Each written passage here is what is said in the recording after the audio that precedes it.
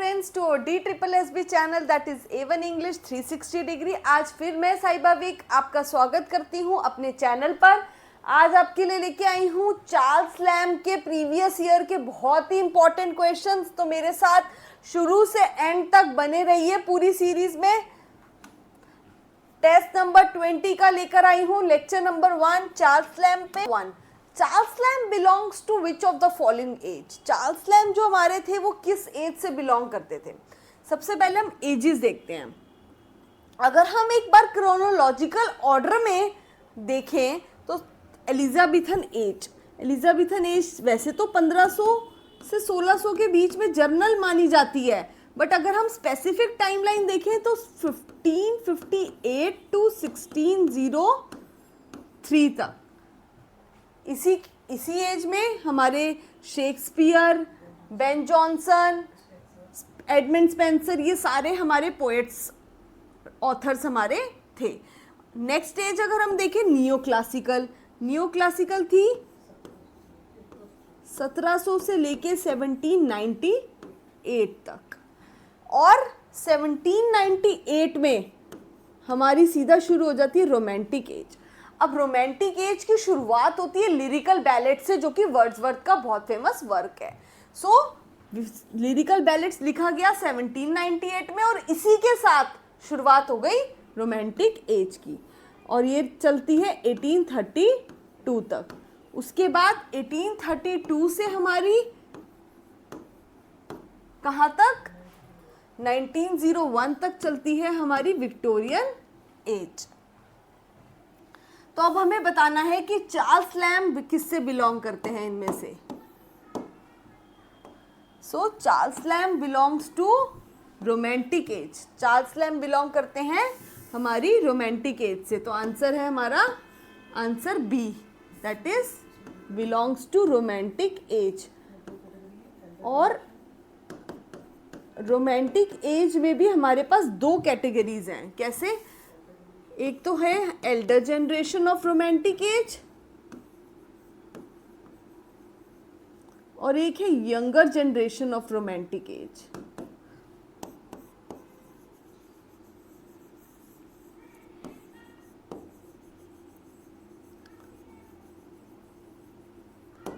Elder generation में कौन कौन आता है? एल्डर जनरेशन में हमारे वर्ड्सवर्थ आते हैं, जो कि काफ़ी पुराने हमारे रोमांटिक एज के काफ़ी बड़े राइटर माने जाते हैं। Wordsworth, Coleridge, Robert Southey. और यंगर में देखें अगर तो यंगर में कौन कौन आते हैं हमारे पास? John Keats, PB Shelley, Lord Byron और lamb.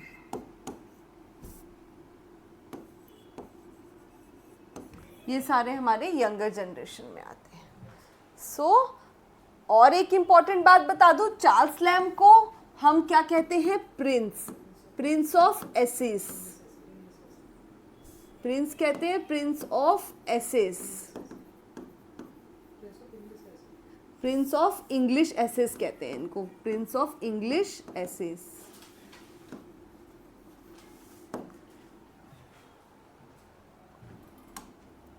Question number 2, essays of Elias are written by whom. Essays of Elias किसने लिखे हैं? बेटा देखिए, जो इलिया जो नाम है ये इन्हें कहाँ से मिला था? साउथ सी एक कंपनी थी, उसमें एक क्लर्क था और उस क्लर्क का क्या नाम था? इलियोस नाम था। और उसी क्लर्क के साथ कौन काम करता था? Charles lamb. तो चार्ल्स लैम्ब ने इस कंपनी के जो क्लर्क है उसके नाम से क्या नाम लिया? इलिया नाम, जो कि उनका फेक नेम मतलब सूडोनेम था जिससे वो लिखते थे। इलिया के नाम से उन्होंने अपने सारे वर्क लिखे हैं चार्ल्स लैम्ब ने, और इलिया नाम उन्हें मिला साउथ सी कंपनी के एक क्लर्क से, और ये क्लर्क था एक इटालियन क्लर्क। एक इटालियन क्लर्क था जिसका नाम क्या था, थॉमस इलियस, इनका नाम था थॉमस इलियस, ठीक है। सो इलिया नाम, assess of Iliya, Charles Lamb ने लिखे हैं एसेस ऑफ इलियास। चलते हैं अपने क्वेश्चन नंबर 3 की तरफ। Lamb did not mind the laughter of a young chimney sweeper when he fell down on the road. जो चार्ल्स लैम्ब है वो माइंड नहीं करता, वो फील नहीं करता कि जब वो गिर जाता है और उस पर कौन हंसता है, यंग चिमनी स्वीपर्स उस पर लाफ करते हैं। So he does not mind this, वो माइंड नहीं करता इस चीज़ को। क्यों, रीज़न क्या है? बिकॉज एक आपने सुना होगा कि इनको जेंटल लैम्ब भी कहते हैं, जेंटल हार्टेड लैम्ब भी कहते हैं, क्योंकि वो दिल के बहुत जेंटल थे। और उनको ये बात कही किसने है, जेंटल हार्टेड लैम्ब? उनके क्लोज फ्रेंड एसटी कॉलरिज ने। तो ऑप्शंस देखते हैं। It was his silly mistake, B it was a humorous incident, C it was indeed a funny scene, D it gave the boy a chance to laugh. क्योंकि वो जो chimney boy था उसको जब चार्ल्स लैम्ब गिरे तो उसे हंसने का मौका मिला, और इतने में ही चार्ल्स लैम्ब खुश हो गए कि चलो कोई नहीं, मेरे कारण कोई हंसा तो सही। So answer D, it gave the boy a chance to laugh, उस बच्चे को हंसने का मौका मिला। Question 4, Charles Lamb in his kindly yearning does not address the chimney dash sweepers by one of these endearments। सो जो चार्ल्स लैम्ब थे वो क्या करते थे, वो उन्होंने kindly yearning does not address the chimney sweepers, blank हो गई मैं। Charles Lamb in his kindly yearning does not address the chimney sweepers by one of these endearments। Charles Lamb ने चिमनी स्वीपर्स को इनमें से कौन से टाइटल से एड्रेस नहीं किया? चार्ल्स लैम्ब ने चिमनी स्वीपर्स को डिम स्पीक्स कहा, डेवलिश ब्लॉक्स कहा, पुअर ब्लॉट्स कहा, या इनोसेंट ब्लैकनेस। तो उन्होंने चिमनी स्वीपर्स को डेवलिश ब्लॉक्स नहीं कहा। डेवलिश होते हैं शैतानी ताकतें कुछ। उन्होंने बच्चों को डेवलिश ब्लॉक्स नहीं कहा। बाकी उन्होंने dim specks, poor blots, innocent blackness, यानी they were black but they were innocent because they are forced to do the work at a very early age. उन्हें काम में झोंक दिया जाता था बहुत छोटी एज में। चार्ल्स लैम्ब के अंदर उनके प्रति कुछ जेंटलनेस थी। So it is answer B, उनको डेवलिश ब्लॉक्स नहीं कहा गया। Question 5, to which century did Charles Lamb belongs to? Charles Lamb कौन सी सेंचुरी से बिलोंग करते थे? चार्ल्स लैम्ब जो थे वो रोमांटिक एज से बिलोंग करते थे, रोमांटिक एज से बिलोंग करते थे। एंड रोमांटिक एज की टाइमलाइन थी 1798 जब लिरिकल बैलेट्स छपा, और कहाँ तक चली 1832 तक। अब हमें बताना है कि चार्ल्स लैम्ब कौन सी सेंचुरी से बिलोंग करते थे। 1832 का क्या मतलब है कि 19th सेंचुरी लगने वाली थी। So it is 19th century. Question 6, which of the following reference does not appear in the dream children? Dream children के अंदर किसकी रेफरेंस नहीं है? A, the children in the wood, B, robin, redbreasts, the 12 Caesars and फेबी।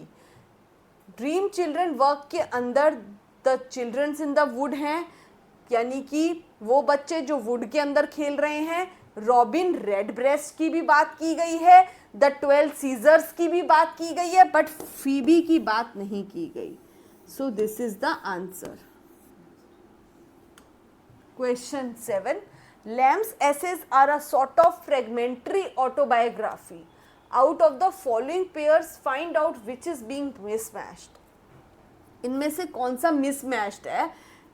From the life cycle of Charles lamb, उनकी life में शुरू से लेके एंड तक क्या क्या हुआ, वो मैच करना है। क्राइस्ट हॉस्पिटल से वो रिलेटेड थे बहुत क्लोजली, क्यों? क्योंकि चाइल्ड हॉस्पिटल उनका स्कूल डेज का था, बिल्कुल सही बात है, वो वहीं से पढ़े थे। दूसरा, ब्लैक्समूर, ब्लैक्समूर क्या था? उनका वर्क था बॉयहुड का, ये भी बिल्कुल सही है। Level of old venture, level क्या लोवल जो नाम था वो उनके ब्रदर का था? नहीं, उन्होंने अपने वर्क्स में लोवल नाम दिया था अपने फादर को। सो it is not brother, he gave the name level. Level जो नेम था उन्होंने अपने वर्क्स में दिया था अपने फादर को। उसके बाद डी ऑप्शन, ओल्ड चाइना। अब इन्होंने अपने फादर को तो लोवल कहा है, अपने फादर को तो अपने वर्क्स में इन्होंने लोवल कहा है, वेयर एज अपने ब्रदर को उन्होंने अपने वर्क्स में क्या नाम दिया है? अपने ब्रदर को नाम दिया है जॉन का, अपनी सिस्टर को वर्क्स में अपने नाम दिया है ब्रिजेट का। कौन से वर्क में? ड्रीम चिल्ड्रन में। सो आपके पेपर में क्वेश्चन यहां से भी आ सकता है, लोवल फादर की जगह ब्रदर का भी पूछ सकता है नाम, और सिस्टर का भी पूछ सकता है, सिस्टर है ब्रिजेट। अब डी ऑप्शन देखें, ओल्ड चाइना। ओल्ड चाइना जो है ये वर्क तो वैसे चार्ल्स लैम्ब का ही है, बट बिल्कुल ठीक है, इसमें रेफरेंस जो है उन्होंने अपनी बातें जो की है इसके अंदर किसके बारे में की है? Mary lamb. मैरी लैम्ब कौन थी? उनकी सिस्टर। अपनी सिस्टर के बारे में काफ़ी इन्होंने जिक्र किया है, रेफरेंस दी है। तो और अपनी मदर के बारे में उन्होंने कहीं भी जिक्र नहीं किया, फादर, ब्रदर और सिस्टर के बारे में ही किया। Which of the following is written by the Charles Lamb? इनमें से कौन सा चार्ल्स लैम्ब का वर्क है? A, Liber Amoris, B, essay on man and manners, C, characters of Shakespeare, D, Rosamund Gray. So Charles Lamb का work है Rosamund Gray, और Rosamund Gray basically उनका ऑटोबायोग्राफिकल वर्क है। ये ऑटोबायोग्राफिकल वर्क कैसे? क्योंकि चार्ल्स लैम्ब जो थे वो अपनी लाइफ में लव में हमेशा अनसक्सेसफुल रहे, और उन्होंने रोजामंड ग्रे में भी वही दर्शाया। रोजामंड ग्रे में चार्ल्स लैम्ब ने अपना फेलियर ऑफ लव दिखाया, क्योंकि जो रोजामंड ग्रे है उसकी एक अर्ली डेथ हो जाती है, और वो भी अपने बिलवड एलन क्लेयर से सेपरेट हो जाती है। सिमिलरली चार्ल्स लैम्ब जिससे प्यार करते हैं अपनी बिलवड से, वो भी उनसे सेपरेट हो जाती है, दूर हो जाती है। सो कहीं ना कहीं चार्ल्स लैम्ब रोजामेंड ग्रे के थ्रू अपनी लाइफ स्टोरी को डिपिक्ट करते हैं, इसीलिए ये एक ऑटोबायोग्राफिकल वर्क है।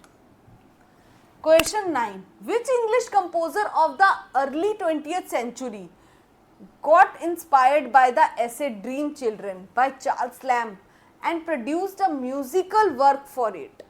So कौन से ऐसे 20th century के इंग्लिश कंपोजर थे जो इंस्पायर्ड हो गए थे बहुत ज़्यादा? किस वर्क से इंस्पायर्ड हो गए थे? ड्रीम चिल्ड्रन से। So it was Michael Kennedy, B, Joseph Williams, C, sir Edward Elgar, और general Gordon. It is C, sir Edward Elgar. He was inspired by the dream children and produced a musical work. उन्होंने एक dream children से inspire होके एक musical melody तैयार की थी, किससे रिलेटेड? ड्रीम चिल्ड्रन से related. Question 10, who is known as the prince of the English essayist? Prince of English essayist किसको कहा गया है? Prince. A, Francis Bacon, B, Charles Lamb, C, W Hazlitt, and D, Thomas Hyatt. So prince of English essayist is called to Charles Lamb. And father of English essays, अगर हम father की बात करें तो फादर ऑफ इंग्लिश एसेस कहा गया है, father of English assess कहा गया है फ्रांसिस बेकन को। और इनके इम्पर्सनल एसेस थे, इम्पर्सनल एसेस थे जो कि किस स्टाइल में थे? इनके फ्रांसिस बेकन के जो एसेस थे वो एफोरिस्टिक स्टाइल के एसेस थे और इनके एसेस ऑब्जेक्टिव थे नेचर में।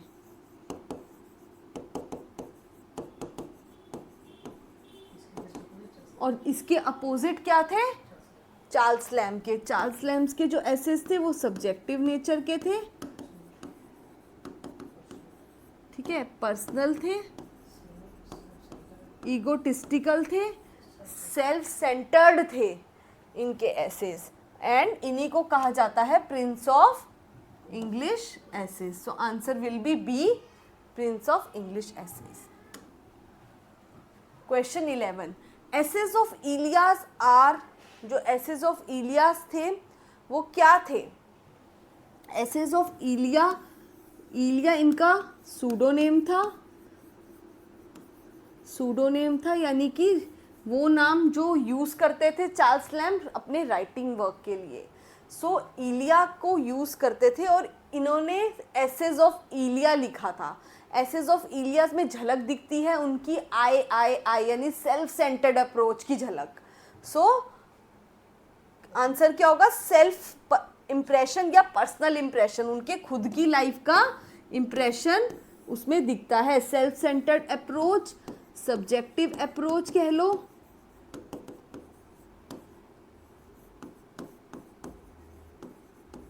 इसमें झलकती है। Question 12, essays of Elias were published in which year? Essays of Elias सबसे पहले बेटा पब्लिश हुए थे 1823 में, एंड आफ्टर 10 ईयर्स, 10 साल बाद ये दोबारा पब्लिश्ड हुए। कौन से साल में? 1833 में 10 साल बाद ये दोबारा पब्लिश्ड हुए और इनको कहा गया last essays of Elia, last essays of Iliya.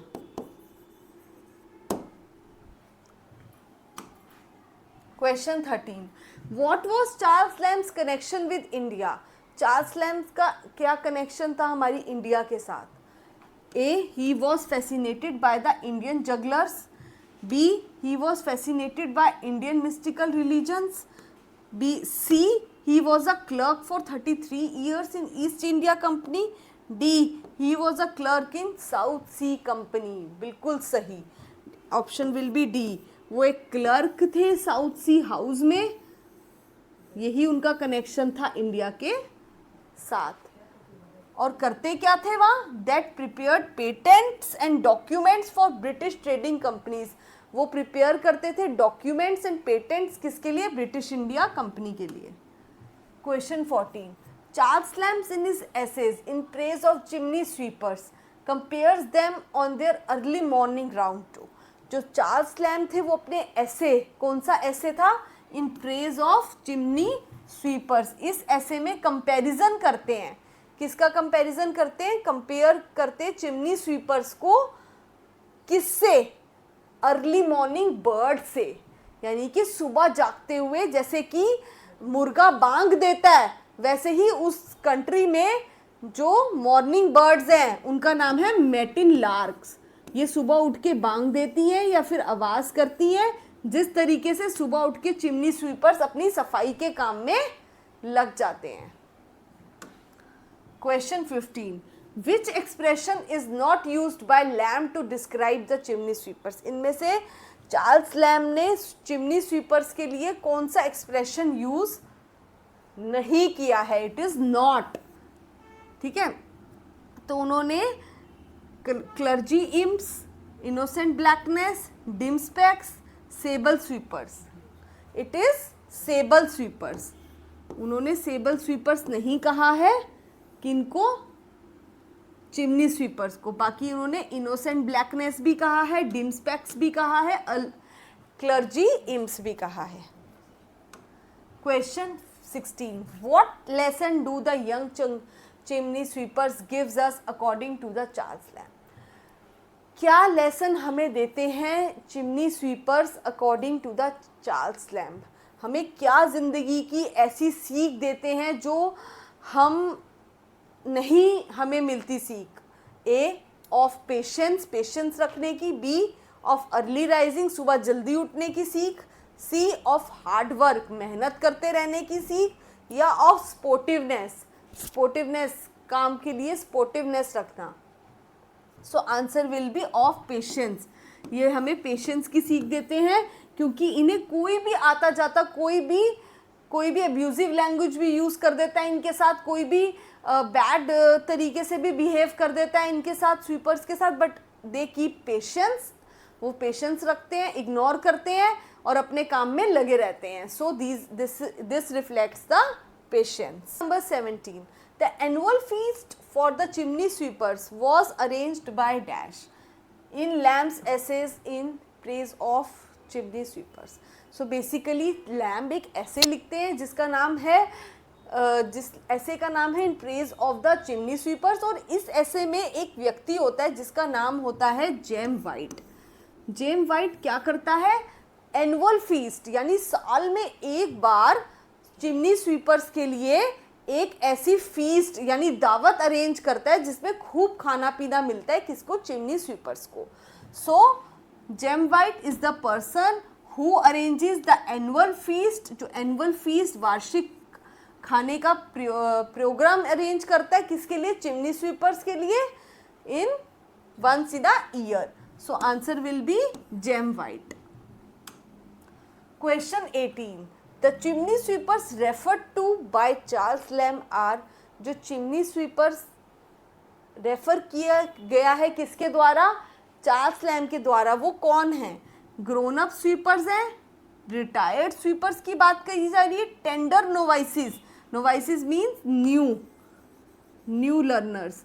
So tender novices और engine drivers, it is new learners की बात की जा रही है, यानी कि beginners. Question number 19, which of the following essays is not written by Charles Lamb. इनमें से कौन सा ऐसा ऐसे है जो चार्ल्स लैम्ब ने नहीं लिखा है. A, the convalescent, B, imperfect sympathies, C, a bachelor's complaint, and D, of studies. But obvious we know of studies is the work written by, of studies किसका काम है, of studies is the work of one and only Francis Bacon. Francis Bacon का work है ये, जिनको क्या कहा जाता है, फ्रांसिस बेकन को फादर ऑफ इंग्लिश एसेज. इन्हें फादर कहा जाता है इंग्लिश एसेज का, और ये वर्क है फ्रांसिस बेकन का. Question 20, which of the following was Lamb's very good friend. Lamb का सबसे खास और सबसे गुड फ्रेंड कौन था. A, Wordsworth, B, Coleridge, C, Shelley, and D, John Keats. So S T. Coleridge was very good friend of Charles Lamb, और उन्होंने Charles Lamb के बारे में क्या कहा है, that Charles Lamb is a gentle-hearted lamb.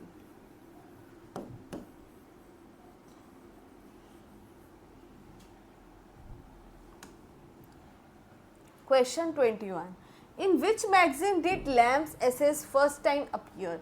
ऐसी कौन सी मैगजीन थी जिसमें लैम्ब्स के जो एसेज थे वो सबसे पहले अपीयर हुए थे.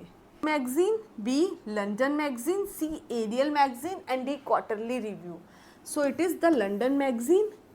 लंदन मैगजीन थी जिसमें पहली बार क्या हुए थे, एसेज अपीयर हुए थे चार्ल्स लैम्ब के. Question 22, which of the following authors has written Otho the Great. एक वर्क है ऑथो द ग्रेट. ये वर्क किसने लिखा है, it is the work written by John Keats. ये वर्क जॉन कीट्स का है, and it is a tragedy. ये एक ट्रेजेडी है.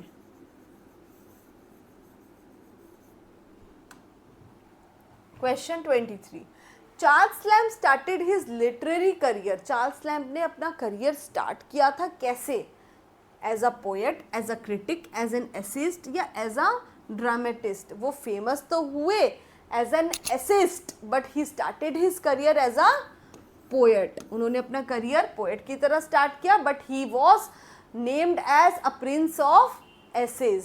प्रिंस ऑफ एसेज कहा गया उन्हें. Question 24, who is the writer of adventure of Ulysses? Adventure of Ulysses का राइटर कौन है? Who is the writer of adventure of Ulysses? It is both Mary Lamb and Charles Lamb, ये दोनों ही adventure of Ulysses के writer हैं, both of these. Question 25, who is called essayist और poet par excellence? Poet par excellence किसे कहा जाता है? पोएट पर एक्सीलेंस कहा गया है चार्ल्स लैम्ब को by Hugh Walker. Hugh Walker ने किसको कहा है? चार्ल्स लैम्ब को कहा है that Charles Lamb is a poet par excellence. Question number 26, how is Lamb associated with the Christ Hospital? Lamb का क्या नाता था क्राइस्ट हॉस्पिटल के साथ?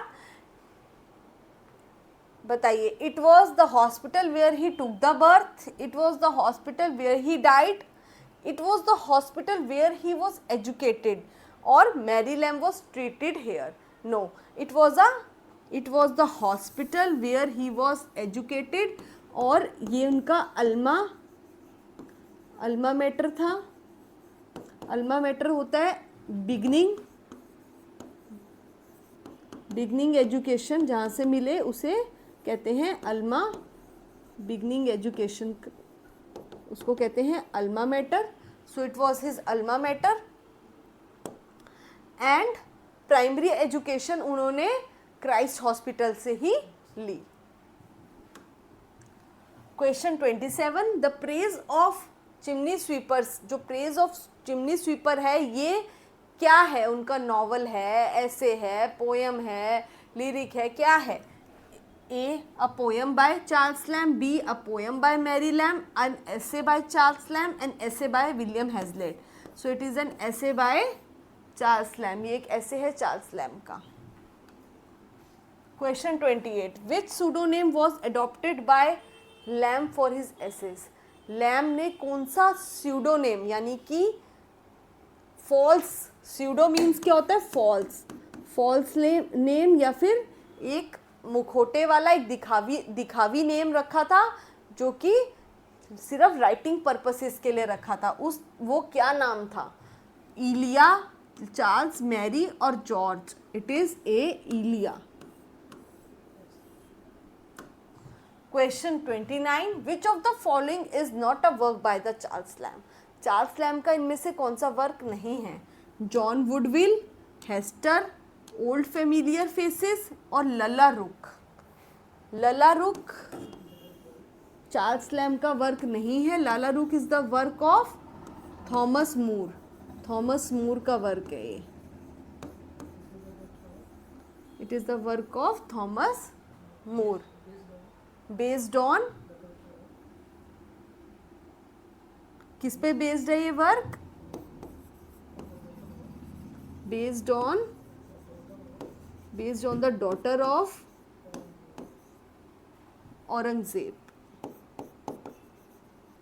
औरंगजेब जो थे उनकी डॉटर का नाम लला रुक था, और उसी से थॉमस मूर ने लला रुक पे एक स्टोरी लिखी। Question 30, the essay of South Sea House has been written by. जो ऐसे है साउथ सी हाउस वो लिखा गया है A by Tennyson, B John Keats, C Matthew Arnold और D by Charles Lamb. South Sea essay has been written by Charles Lamb. So this is all for today. You can join me on my YouTube channel, Telegram, Facebook or Instagram.